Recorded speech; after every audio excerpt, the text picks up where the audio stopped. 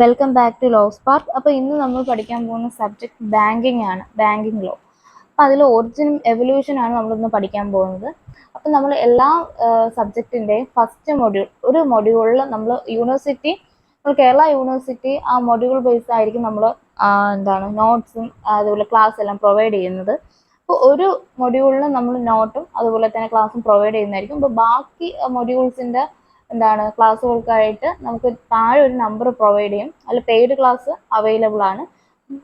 Interest ഉള്ളവർ അതിലൊന്ന് contact ചെയ്യുക, വാട്സപ്പിൽ ഒരു മെസ്സേജ് അയക്കുക. അപ്പോൾ നമുക്ക് ഇന്നത്തെ ക്ലാസ്സിലോട്ട് കിടക്കാം.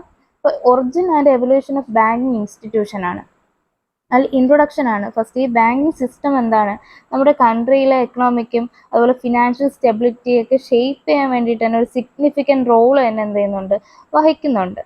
അതുപോലെ തന്നെ നമ്മൾ പണ്ടത്തെ കാലം തൊട്ട്, ഏൻഷ്യൻ ടൈം തൊട്ട് നമ്മുടെ മോഡേൺ ഡിജിറ്റൽ എറ, മോഡേൺ ടൈം വരെ എന്താണ് ഇന്ത്യ നമ്മുടെ ബാങ്കിൽ ഭയങ്കരമായിട്ട് ട്രാൻസ്ഫോർമേഷൻ നമുക്ക് വരുത്തുന്നുണ്ട്. എന്ന് വെച്ചാൽ പണ്ടത്തെ പോലെ അല്ല ഇപ്പം. ഓരോ കാലഘട്ടത്തിലും അതിൻ്റെതായിട്ട് മാറ്റങ്ങൾ, ചേഞ്ചസ് വരുന്നുണ്ട്. ഇതിനെ സപ്പോർട്ട് ചെയ്യുന്ന, ഈ ഒരു എവല്യൂഷനെ സപ്പോർട്ട് ചെയ്യുന്നത് എന്താണ്, നമ്മുടെ സ്ട്രോങ് ആയിട്ടുള്ള കുറച്ച് ലീഗൽ ഫ്രെയിം വർക്ക് ഉണ്ട്. നമ്മൾ ബാങ്കിങ് റെഗുലേഷൻ ആക്ട് 1949 പോലെയുള്ള, അതുപോലെ നമ്മളെ reserve bank of India policy, ഇതുപോലത്തെ കാര്യങ്ങളൊക്കെയാണ് എന്ത് ചെയ്യുന്നത്, ഇതിനെ കുറച്ചും കൂടെ നല്ല സ്ട്രോങ് ആയിട്ട് ഒരു ലീഗൽ ഫ്രെയിം വർക്ക് കൊണ്ടുവന്നിട്ട് അതിനെ ഒരു സപ്പോർട്ട് കൊടുക്കുന്ന, എവല്യൂഷൻ ചെയ്യാൻ വേണ്ടിയിട്ട് അല്ലെങ്കിൽ ട്രാൻസ്ഫോർമേഷൻ ചെയ്യാൻ വേണ്ടിയിട്ട് ഒരു സപ്പോർട്ട് കൊടുക്കുന്ന ആരാണ്, നമ്മുടെ ബാങ്കിങ് റെഗുലേഷൻ ആക്ട് 1949. അതുപോലെ തന്നെ റിസർവ് ബാങ്ക് ഓഫ് ഇന്ത്യയുടെ പോളിസി, അതുപോലത്തെ കാര്യങ്ങളൊക്കെയാണ്. ഇത് ജസ്റ്റ് ഒരു ഇൻട്രൊഡക്ഷൻ ആണ്. അപ്പോൾ ഇതിൽ നമ്മൾ ഒറിജിനും അതുപോലെ എവല്യൂഷനും ബാക്കി നമുക്ക് പഠിക്കാം. Next origin of banking in ഇന്ത്യയാണ്. അപ്പോൾ പണ്ടത്തെ കാലം തൊട്ട്, ഏൻഷ്യൻ ടൈം തന്നെ ഈ മെർച്ചൻസ് ഒക്കെ എന്ത് ചെയ്യുന്നു, പലിശയ്ക്കൊക്കെ പൈസ കൊടുക്കാറുണ്ട്. അപ്പോൾ അന്ന് ടെക്നിക്കൽ പരമായിട്ട് ഇങ്ങനെ ഒരു ബാങ്കിങ് ഇൻസ്റ്റിറ്റ്യൂഷൻ അങ്ങനെയൊന്നുമില്ല. ഒരു മെർച്ചൻ്റ് എന്ത് ചെയ്യും, ആരെങ്കിലും ചോദിക്കുമ്പോൾ ചെറിയൊരു ഇൻട്രസ്റ്റിന് അങ്ങനെയൊക്കെ പൈസ കൊടുക്കാറുണ്ടായിരുന്നു. പക്ഷെ ഈ ഒരു ഹുണ്ടീസ് എന്ന് പറഞ്ഞാലും നമ്മൾ ഈ പണ്ടത്തെ ഇത് തന്നെ ട്രഡീഷണൽ ആയിട്ടുള്ള ഫിനാൻഷ്യൽ ഇൻസ്ട്രുമെന്റ് ആണ്. എന്ന് വെച്ചാൽ നമ്മൾ പൈസ അങ്ങോട്ട് കൊടുക്കുക, ഒരു മണി ട്രാൻസാക്ഷൻ ആയിട്ട് നമുക്ക് കണക്കാക്കാൻ വേണ്ടി പറ്റും. പക്ഷെ ഒരു യഥാർത്ഥത്തിൽ ഒരു ഫോർമൽ ബാങ്കിങ് എന്നാണ് സ്റ്റാർട്ട് ചെയ്തതെന്ന് ചോദിച്ചാൽ, നമ്മൾ ബ്രിട്ടീഷ് കൊളോണിയൽ റൂൾ ആ ഒരു ടൈമിലാണ് എന്ത് ചെയ്തത്, യഥാർത്ഥത്തിൽ ഒരു ബാങ്കിങ് സെക്ടർ തന്നെ നമുക്ക് സ്റ്റാർട്ട് ചെയ്തെന്ന് പറയാം. അപ്പം ബ്രിട്ടീഷ് കൊളോണിയൽ ആ ഒരു ടൈം പീരീഡിലാണ് എന്ത് ചെയ്തത്, ഇതെല്ലാം സ്റ്റാർട്ട് ചെയ്തത്. ഓക്കെ, അതുവരെ എല്ലാവരും മെർച്ചന്റ് അവരെന്ത് ചെയ്യുന്നു, ഇതേപോലെ മണി ലെൻഡ്, മീൻസ് പലിശയ്ക്കൊക്കെ കൊടുക്കുന്നു, അങ്ങനത്തെ ഒരു സ്കീം മാത്രമേ ഉണ്ടായിരുന്നുള്ളൂ. ഇനി ഏർലി ബാങ്ക്സ് ഇൻ ഇന്ത്യ, നമ്മുടെ മുമ്പത്തെ ഏതൊക്കെ ബാങ്ക് ആണെന്ന് നോക്കാം. അപ്പം നമ്മുടെ ഇന്ത്യയിൽ ഫസ്റ്റ് ബാങ്ക് ഏതായിരുന്നു, ബാങ്ക് ഓഫ് ഹിന്ദുസ്ഥാൻ ആണ് 1770. അത് പിന്നീട് 1832 ഒക്കെ ആയപ്പോൾ എന്ത് ചെയ്തു, അത് ക്ലോസ് ചെയ്തു. പിന്നെ ഒരു പ്രസിഡൻസി ബാങ്ക് ആണ് വന്നത്. ഈ പ്രസിഡൻസി ബാങ്ക് എന്ന് വെച്ചാൽ 3 ബാങ്ക് കൂടുന്നു. നമ്മൾ bank of Calcutta, bank of Bombay, bank of Madras, ഇത് മൂന്നും കൂടെ ചേർന്നതാണ് പ്രസിഡൻസി ബാങ്ക് എന്ന് പറയുന്നത്. എന്ന് വെച്ചാൽ ഇപ്പോഴത്തെ നമ്മുടെ RBI ചെയ്യുന്നതുണ്ടല്ലോ, നമ്മുടെ നോട്ട് ഇഷ്യൂ ചെയ്യുക, കറൻസി ഇഷ്യൂ ചെയ്യുക, ആ ഒരു ഡ്യൂട്ടിയാണ് ഈ ഒരു പ്രസിഡൻസി ബാങ്ക്സ് ആയി 3 കൽക്കട്ട, ബോംബെ, മദ്രാസും ചെയ്തുകൊണ്ടിരുന്നത്. പിന്നീട് അതെന്തായി, പിന്നീട് 1921 വന്നപ്പോൾ, ആ ഡേറ്റ് ഓർത്ത് വയ്ക്കുക, ബാങ്ക് ഓഫ് കൽക്കട്ട 1806 ആണ്, പിന്നെ ബോംബെ 1840 ആണ്, മദ്രാസ് 1843 ആണ്. ലേറ്റർ നമ്മൾ 1921 ആയപ്പോൾ എന്ത് ചെയ്തു, ഇമ്പീരിയൽ ബാങ്ക് ഓഫ് ഇന്ത്യ ആയിട്ട് അത് മെർജ് ചെയ്തു. അപ്പോൾ അത് പിന്നീട് നമ്മൾ എന്ത് ചെയ്തു, ആ സ്റ്റേറ്റ് ബാങ്ക് ഓഫ് ഇന്ത്യ ആയിട്ട് 1955 ആയപ്പോൾ സ്റ്റേറ്റ് ബാങ്ക് ഓഫ് ഇന്ത്യ ആയിട്ട് മാറി. ഓക്കെ, അപ്പോൾ ഫസ്റ്റ് ബാങ്ക് ഏതായിരുന്നു, ബാങ്ക് ഓഫ് ഹിന്ദുസ്ഥാൻ ആയിരുന്നു. പിന്നെ അത് 1832 ക്ലോസ് ആയി. പിന്നെ നമ്മുടെ പ്രസിഡൻസി ബാങ്ക് ആയിട്ടുള്ള കൽക്കട്ട, ബോംബെ, മദ്രാസ് ആയിട്ടുള്ള ഇത് പിന്നീട് 1921 ഇമ്പീരിയൽ ബാങ്ക് ഓഫ് ഇന്ത്യയും പിന്നീട് അത് 1955 ആകുമ്പോൾ സ്റ്റേറ്റ് ബാങ്ക് ഓഫ് ഇന്ത്യ ആയിട്ട് മാറുകയും ചെയ്തു. നെക്സ്റ്റ് എവല്യൂഷൻ പോസ്റ്റ് ഇൻഡിപെൻഡൻസ് ആണ്. അപ്പോൾ നമ്മുടെ 1947 ശേഷം, മീൻസ് ഇൻഡിപെൻഡൻസ് കിട്ടിയതിന് ശേഷം ഇന്ത്യ ഒരുപാട് സ്റ്റെപ്സ് എടുത്തിട്ടുണ്ട്. നമ്മുടെ ഈ ബാങ്കിങ് സ്ട്രക്ചർ കുറച്ചും കൂടെ എന്ത് ചെയ്യുക, സ്ട്രെങ്തൻ ആക്കാനും നാഷണലൈസ് ആക്കാൻ വേണ്ടിയിട്ട് കുറച്ച് സ്റ്റെപ്സ് എടുത്തിട്ടുണ്ട്. എന്ന് വെച്ചാൽ ഇപ്പോൾ ഫിനാൻഷ്യൽ ആയിട്ട് ഇൻക്ലൂഷൻ, മീൻസ് സാമ്പത്തിക ഇടപാട് കൊണ്ടുവരാനും അതുപോലെ എക്കണോമിക് ഡെവലപ്മെന്റ്സ് കൊണ്ടുവരാനും കുറച്ചും കൂടെ ബെറ്റർ ആയിട്ടുള്ള റെഗുലേഷനൊക്കെ കൊണ്ടുവരാൻ വേണ്ടിയിട്ടാണ് നമ്മുടെ 1947 ശേഷം, മീൻസ് പോസ്റ്റ് ഇൻഡിപെൻഡൻസ് എവല്യൂഷൻ ആയിട്ടാണ് കണക്കാക്കുന്നത്. അതിനുശേഷം ഒരുപാട് സ്റ്റെപ്സ് എടുത്തിട്ടുണ്ട്. ഒന്നാമത്തെ ഒരു ആക്ട് ആയിട്ട് ഇറക്കിയതാണ് ബാങ്കിങ് റെഗുലേഷൻ ആക്ട് 1949 എന്ന് പറയുന്നത്. അപ്പോൾ നമ്മുടെ ഈ ഒരു ചാപ്റ്റർ ഈ ഒരു സബ്ജക്റ്റിൽ നമ്മൾ ഫുള്ളായിട്ട് ബാങ്കിങ് റെഗുലേഷൻ ആക്ട് 1949 കുറിച്ച് ഉള്ള കാര്യങ്ങളായിരിക്കും പഠിക്കുന്നത്. അപ്പൊ ഇതിന് ശേഷമാണ് എന്ത് ചെയ്തത്, ഇങ്ങനെ ഒരു ആക്ട് കൊണ്ടുവന്നത്. അപ്പൊ ഇതിന്റെ കോർ സ്റ്റോൺ എന്താണ് എന്ന് നമുക്ക് നോക്കാം.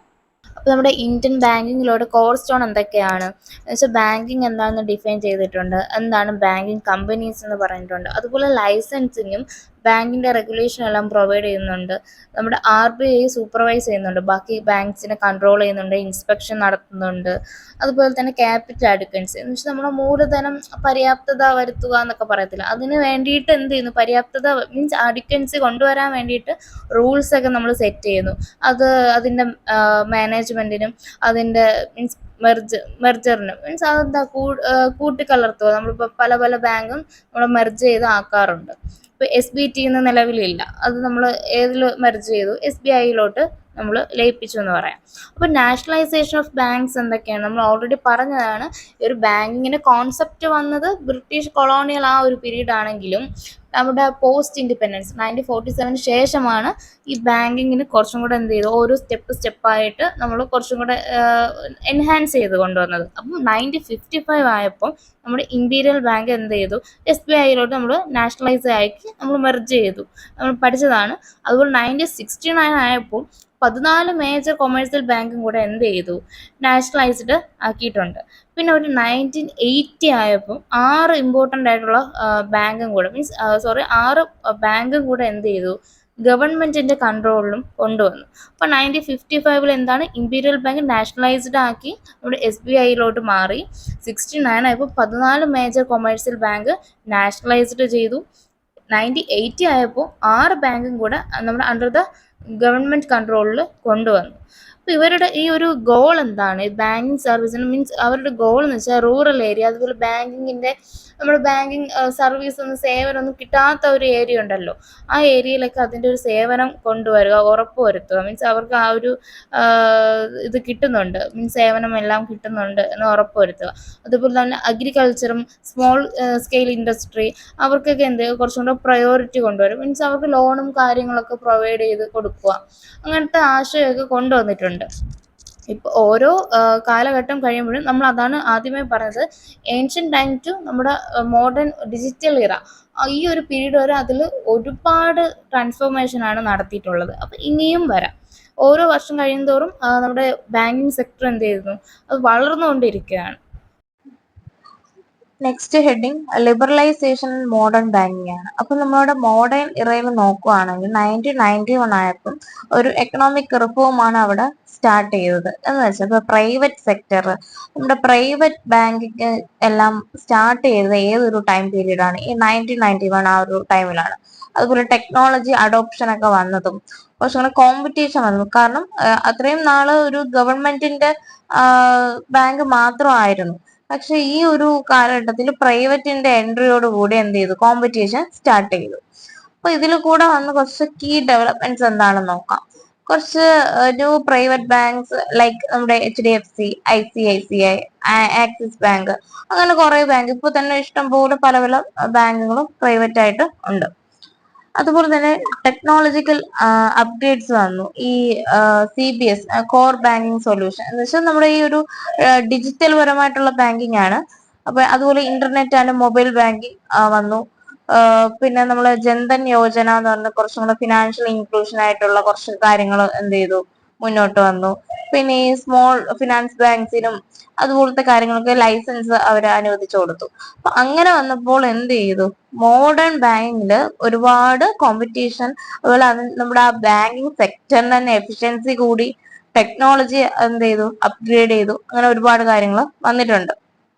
അപ്പൊ ഇതൊരു എന്താണ്, ഈ ഡെവലപ്മെന്റ് നമ്മള് ബാങ്കിങ്ങിന്റെ മാനുവൽ ആയിട്ടുള്ള ആ സിസ്റ്റത്തിൽ നിന്ന് ട്രാൻസ്ഫോം ചെയ്തു.